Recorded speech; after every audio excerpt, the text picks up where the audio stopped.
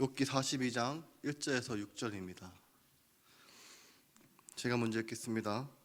욥이 여호와께 대답하여 이르되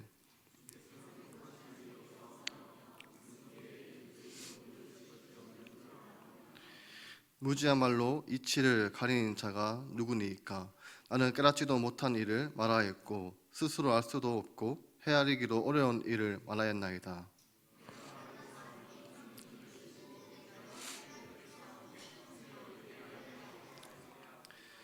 내가 주께 대하여 귀로 듣기만 하였사오나 이제는 눈으로 주를 배웠나이다.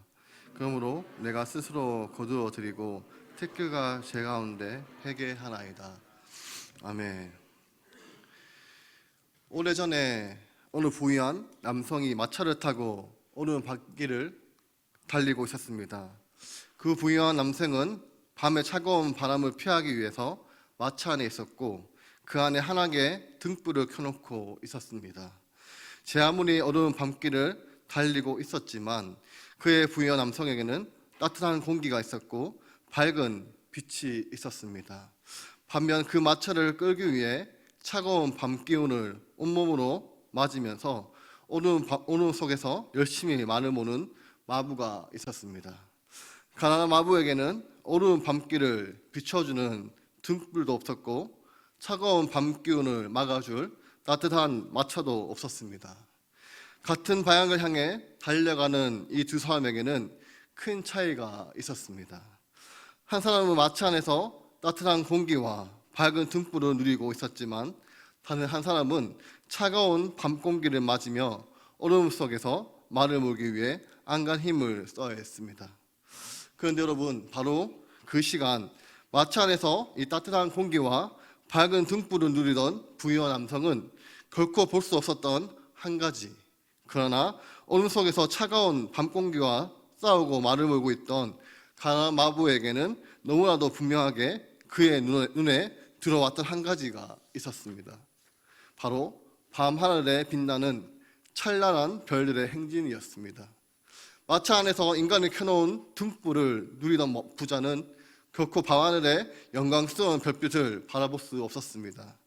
그러나 그 어떤 빛도 자신의 앞길을 비춰주지 않는다고 여겼던 가난한 마부에게는 하늘에 찬란한 별빛이 쏟아지고 있었던 것입니다. 이 덴마크의 신학자 세렌 키에르 케구로는 이 비유를 통해서 가학이라는 등불을 켰지만 그로 말미암아 온 세상에 밝히 비춰주시는 하나님의 영광을 바라보지 못했던 19세기의 유럽 지식인들의 무지를 비판하였습니다. 그러나 동시에 이 비유는 하나님에 관해서 알고 있다는, 하나님에 관한 지식이 있다고 자부하는 사람들에게 던지는 일침이기도 합니다. 나의 마음에 있는 이 조그마한 등불과 같은 진리, 기껏해야 조그마한 마차 안에 밝힐 수 있는 등불을 켜놓고는 그곳에 만족하며 온 하늘에 펼쳐져 있는 하나님의 찬란한 영광을 바라보지 못하는 사람들에게 비판하고 있다는 것입니다. 이와 같은 신앙인들의 어리석은 모습을 오늘 본문 3절이 정확히 말씀해 주고 있습니다. 우리 3절을 함께 읽어보겠습니다. 무지한 말로 이치를 가리는 자가 누구니이까?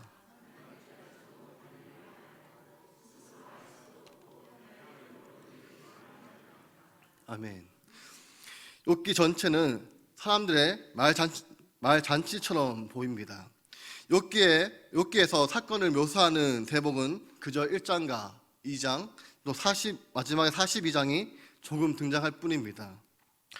우리는 욥기가 의인과 고난을 다루고 있다고 알고 있지만 욥이 당한 고난에 대한 내용은 그저 욥기 1장과 2장에 조금 묘사되고 있을 뿐입니다. 그 대신 욥기 전체를 가득 채우고 있는 내용은 욥이 쏘아놓은 언어와 욥의 세 친구가 쏘아놓은 말의 잔치입니다. 욥과 그의 친구들은 욥의 고난을 단 하나의 사건을 놓고 이러쿵 저러쿵 많은 말들을 합니다. 끝도 없이 또 근론도 없이 하나님에 대해서 나름대로 생각을 계속해서 쏘아놓은 것입니다. 그런데 욥기의 마지막 장, 오늘 42장, 오늘 본문에 이르러 욥이 드디어 깨달았습니다. 3절을 다시 한번 보시겠습니다. 무지한 말로 이치를 가리는 자가 누구입니까? 바로 내가 깨닫지도 못하고 말을 했습니다. 그렇습니다. 내가 하나님에 대해 무엇인가 안다고 하지만 헤아리기 어려운 일을 그저 입술로만 떠들어대고 있었습니다 라는 것입니다. 혹 성도 여러분 중에서도 욕과 같은 고백을 할 수밖에 없는 분들이 계실 것입니다. 하나님은 자비로우셔서 우리를 벌하기를 원하지 않으시지만 또 하나님은 또한 의로우시기 때문에 우리의 죄를 반드시 벌하셔야 합니다라고 배웠습니다. 그래서 그 문장을 사람들에게 이야기해 줄 수는 있습니다.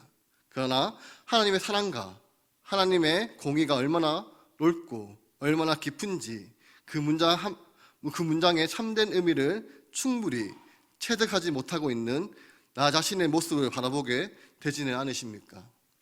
천국, 영생은 값없이 주시는 하나님의 선물입니다 라고 배웠기에 그렇게 선언하고 있지만 나에게 영원한 생명을 값없이 주시는 하나님의 그 놀라운 은혜를 다 헤아려 보지 못한 나 자신의 모습이 부끄러워지고 있지는 않으십니까? 여러 가지 훈련을 통해서 이 나의 마음에 이 조그마한 등불을 켰지만 오히려 그 등불 때문에 밤하늘에 가득 펼쳐진 하나님의 찬란한 영광을 바라보지 못하는 것이 오늘 우리의 모습이라면 지금 우리는 욕과 같이 고백을 해야 할 것 같습니다. 무지야말로 이치를 가리는 자가 누구입니까? 바로 내가 깨닫지도 못하는 일을 말하였고 스스로 알 수도 없고 헤아리기도 어려운 일을 말하고 있습니다 라고 말입니다. 욥과 그의 친구들은 하나님에 대해서 알기는 알았습니다. 그런데 그들이 알고 있는 하나님에 대한 지식은 그저 마차 안에 누리는 밝은 등불 정도의 지식이었다는 것입니다. 그럼에도 불구하고 그들은 하나님에 대해 다 아는 것처럼 하나님의 찬란한 영광을 자신의 언어로 다 설명할 수 있는 것처럼 하나님에 대해 이렇게 저렇게 떠들어대고 있습니다. 그런데 욥기 42장에 이르러 욥은 하나님에 대한 놀라운 경험을 하게 됩니다. 5절입니다. 우리 5절을 함께 읽어보겠습니다. 내가 주께 대하여 귀로 듣기만 하였사오나 이제는 눈으로 주를 배웠나이다. 아멘. 욥의 친구들에게 하나님에 대해 이러쿵 저러쿵 많은 이야기를 했을 때에 그러니까 하나님께 대한 이 풍만을 가지고 하나님에 대해 이렇게 저렇게 이야기하고 있을 때에 욥의 마음에는 하나님을 생각할 때마다 몰려오는 공허함과 허무함이 있었습니다. 그리고 욥은 자신의 그런 마음을 표현한 적이 있습니다. 욥기 23장 8절과 9절입니다. 우리 함께 읽어보겠습니다. 8절과 9절입니다. 그런데 내가 앞으로 가도 그가 아니 계시고 뒤로 가도 보이지 아니하며 그가 왼쪽에서 일하시나 내가 만날 수 없고 그가 오른쪽으로 돌이키시나 배울 수 없구나. 아멘. 욥은 당대의 의인으로 인정을 받는 사람이었고 하나님에 대해 많은 지식을 전할 수 있었습니다. 하나님에 대해 이런저런 많은 이야기를 할 수 있었다는 것입니다. 그럼에도 불구하고 욥의 마음의 깊은 곳에 울리는 탄식이 있었습니다. 내가 앞으로 가도 하나님이 안 보이고 뒤로 가도 하나님이 안 보인다는 탄식입니다. 하나님께서 분명 나의 왼쪽과 오른쪽에서 일하고 계시는 것 같은데 아무리 찾아도 하나님을 만날 수 없고 하나님을 배울 수 없다는 탄식, 그 깊은 탄식이 욥의 마음 깊은 곳에 자리를 잡고 있었습니다. 그런데 오늘 본문 5절은 그 답답한 심정이 해결되었다는 선언을 하고 있음을 알 수 있습니다. 예전에는 그저 하나님께 대한 기도만 드는 풍문밖에 없었습니다. 그래서 사람들의 이야기하는 하나님에 대한 입술로만 이야기할 뿐이었습니다. 그러나 이제는 내가 눈으로 주님을 직접 배웠게 되었다고 선언하고 있습니다. 그렇다면 이 욥이 하나님에 대한 귀로 듣는 풍문만 가지고 많은 이야기를 했던 모습에서 이제는 하나님의 직접 뵙고 하나님의 영광을 체험하게 된 이 장면의 사이에 과연 어떠한 계기가 있었던 것일까요? 우리는 욥기 전체를 통해서 두 가지 결정적인 계기가 있다는 사실을 알게 됩니다. 첫째는 고난입니다. 여러분, 욥의 고난을 다 알고 계실 것입니다. 의인으로 살아왔고 하나님의 뜻대로 살기 위해서 최선을 다했지만 도저히 이해할 수 없는 고난이 닥쳐옵니다. 그러나 이전까지는 하나님에 대해 알았던 지식이 이제는 더 이상 자신의 경험으로 설명할 수가 없는 것이었습니다. 하나님, 왜 나에게 이와 같은 고난이 찾아왔나요? 아무리 기도를 하고 아무리 나 자신을 돌아보고 아무리 친구들에게 길을 기울여봐도 답이 나오지 않았습니다. 그 어디에도 답을 얻을 수 없는 이 고난의 현장이 욥으로 하여금 하나님을 더욱 깊이 만나는 계기가 되었던 것입니다. 그런데 고난이 전부가 아닙니다. 두 번째, 매우 중요한 가정이 필요했습니다. 바로 하나님의 위대하심을 대한 깨달음입니다. 욥과 친구들의 대화가 이 평생을 그리면서 끝도 없이 달려가는 있던 그때 드디어 하나님께서 친히 나타나셔서 욥에게 말씀하십니다.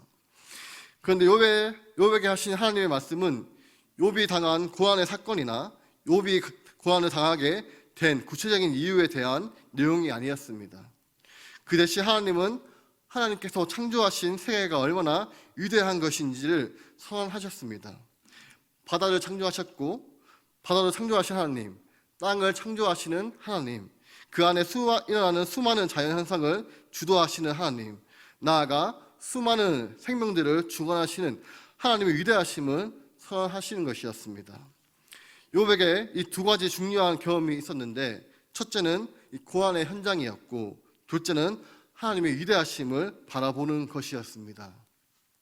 서두에 이 소넨 케고르의 비유를 생각해 보시면 마차 안에 있던 부유 남성과 같이 우리는 하나님에 대해 조그만 지식을 가지고 그 안에 안주하고 살고 있지는 않으십니까? 하나님께 기도하면 하나님께서 응답하신다는 이 등불과 같은 조그마한 진리 빛 가운데 사지는 않으십니까? 그때마다 하나님께서 베풀어 주시는 이 마차 안에 이 따뜻한 공기를 누리며 살아가고 있지는 않으십니까? 그런데 어느 순간 고난의 강풍이 찾아옵니다. 그 거대한 강풍은 마차를 지금이라도 뒤집어 놓은 것처럼 무섭게 휘몰아치고 있습니다. 그 거대한 강풍이 과연 어디에서 오는지, 도대체 무엇 때문에 이러한 고난을 겪어야 하는지 아무도 우리에게 알려주지는 않습니다. 사람들은 지금 일어나는 고난의 강풍에 대해서 다양한 분석을 내어놓기는 하지만 그 어떠한 분석도, 그 어떠한 해석도 그 무서운 강풍을 피하는 데는 아무런 도움이 되지 않습니다. 마차 안에서 도무지 지금 불어닥치는 강풍을 이겨낼 방법이 없습니다. 그래서 마지못해 이 조그마한 마차로부터 밖으로 뛰쳐나오는 것입니다. 처음에 마차를 뛰쳐나올 때는 어두운 공포가 몰려옵니다. 처음 마차에 뛰쳐나올 때 한밤에 차가운 바람이 우리의 온몸을 엄습합니다. 그러나 바로 그 자리에서 우리의 눈에 비로소 하늘에 가득한 밤하늘에 쏟아지는 별들이 들어오게 됩니다. 욥은 고난으로 말미암아 안락한 마차에 벗어나게 되었고 그의 눈을 들어서 하늘에 가득한 하나님의 놀라운 영광을 바라보게 되었습니다.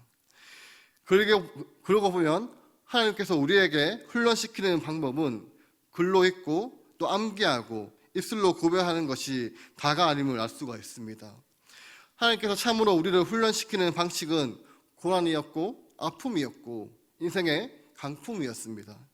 하나님에 대해 안다고 자부하였지만 실상은 하나님께 대한 아는 것이 없었고 하나님에 대한 예수님에 대해 전한다고 하였지만 실상은 깨닫지도 못한 일을 입술로만 떠들어댔던 우리에게 강풍을 보내어 조그만 마차를 벗어나게 하였던 것입니다.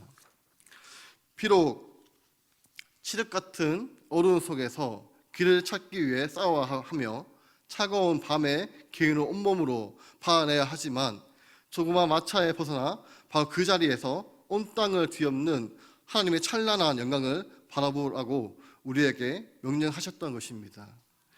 그러므로 내가 죽게 되어 귀로 듣기만 하였사오나 이제는 눈으로 주를 배웠나이다. 나는 오늘 본문 5절의 이 고백은 성경의 말씀을 이론으로만 아는 사람들의 고백이 결코 아닙니다. 이론의 내용을 달달 외운 사람들은 오늘의 본문 5절이 아니라 3절의 말씀을 고백해야 할 것입니다. 무지한 말로 이치를 가리는 자나 누구니까? 나는 깨닫지도 못한 일을 말하였고 스스로 알 수도 없고 헤아리기로 어려운 일을 말하였나이다 라고 말입니다.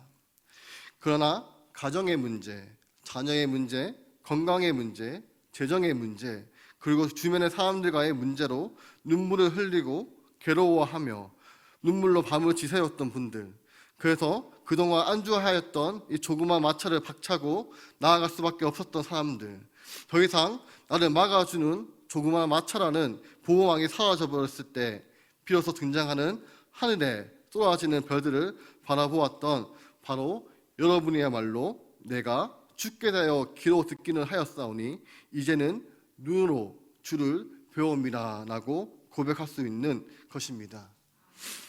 어디서부터 시작되었는지 도저히 알 수 없는 인생의 강풍 앞에서 눈물을 흘렸던 분들이 많으실 것입니다. 지금도 이 고난의 강풍을 만났지만 아직 하나님의 영광을, 하나님의 찬란한 영광을 바라보지 못하는 분들이 많으실 것입니다. 여러분이 안지하고 계신 그 조그만한 마차를 박차고 나아가야 합니다. 하나님께서 허락하신 조그만 등불도 안락하지만 때로는 그 자리를 박차고 나아갈 때가 있습니다. 그곳에 등불이 주는 편함도 없고 그곳에 차가운 밤바람을 막아주는 천막 하나 없는 바로 그곳에서 하나님은 우리의 찬란한 영광을 여러분에게 보여주고 싶은 것입니다. 욥은 고난으로 말미암아 하나님의 영광을 바라보게 되었고 비로소 하나님에 대해 들었던 풍문 정도가 넘어 자신을 두 눈으로 직접 하나님을 뵙는 경험을 하게 됩니다. 그리고 이제 욥은 새로운 영적인 단계로 진입하게 됩니다. 6절입니다. 그러므로 내가 스스로 거두어드리고 티끌과 제 가운데서 회개하나이다. 우리 함께 다 같이 읽어보겠습니다. 그러므로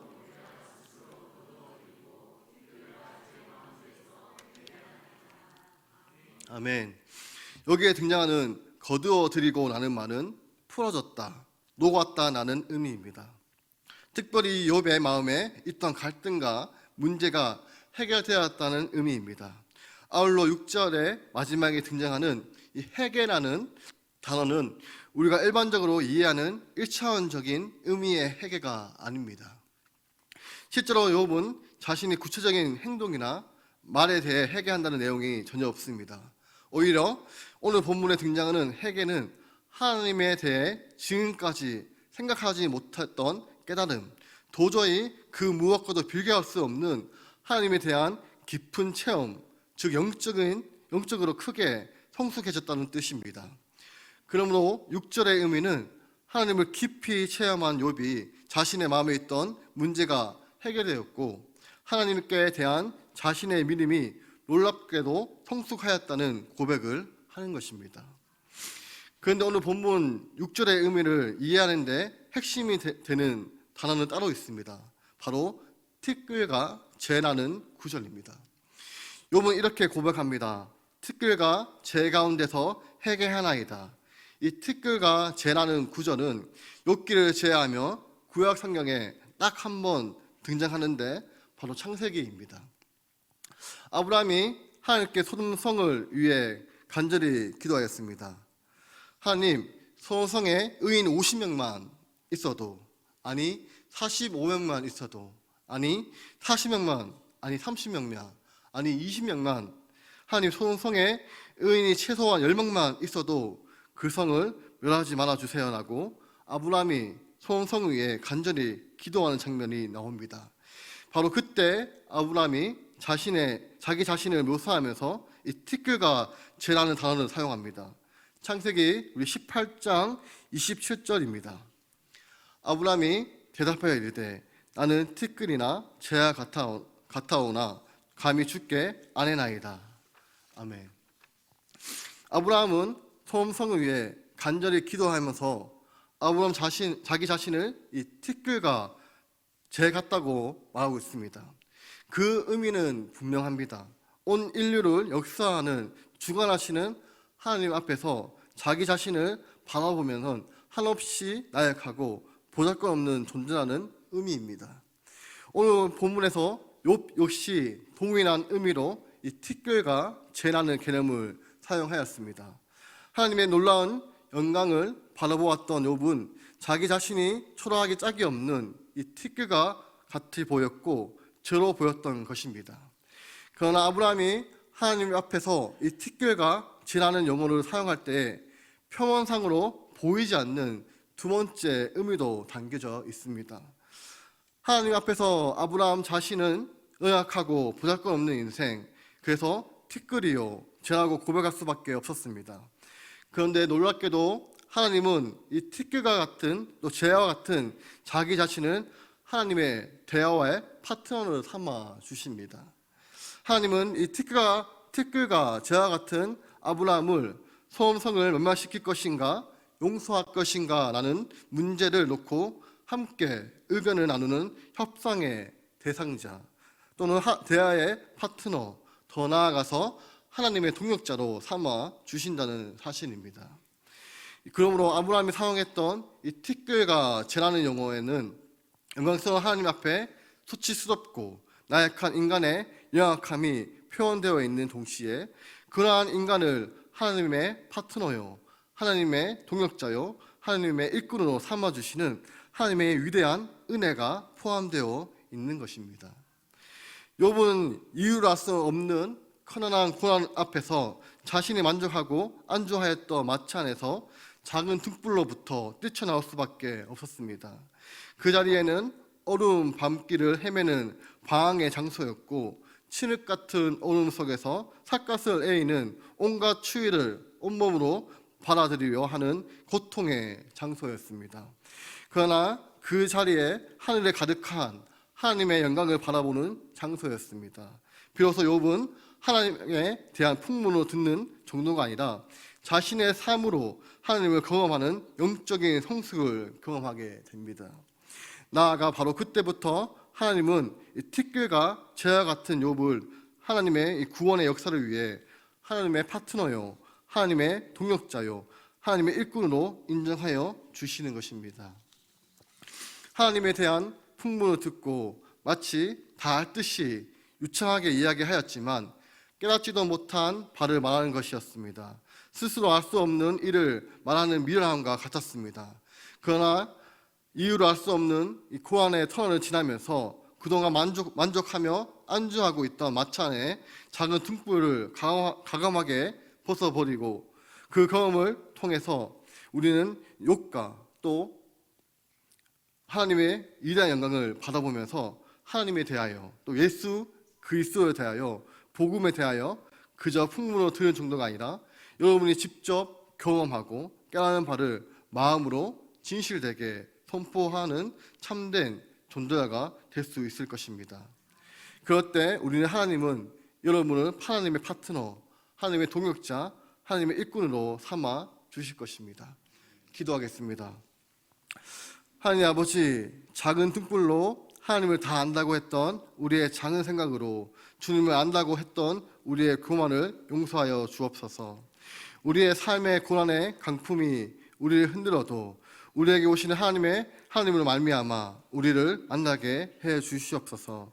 우리의 삶의 자리까지 찾아오시는 예수님을 주로 또 하나님으로 고백하며 그 문을 날마다 대면하며 삶을 살게 하여 주시옵소서. 그리하여 여전히 불어내는 강풍 앞에서도 견실히 주님 안에서 거하면서 살아가는 주님의 참된 제자가 되게 하여 주시옵소서. 예수님의 이름으로 기도드립니다. 아멘. 지금은 주 예수 그리스도의 은혜와 하나님의 사랑하심과 성령님의 교통하심이 작은 등불을 던져버리고 하나님의 위대하심을 바라보는 구미 동부교회 성도 위에 영원토록 함께 있을지어다. 아멘.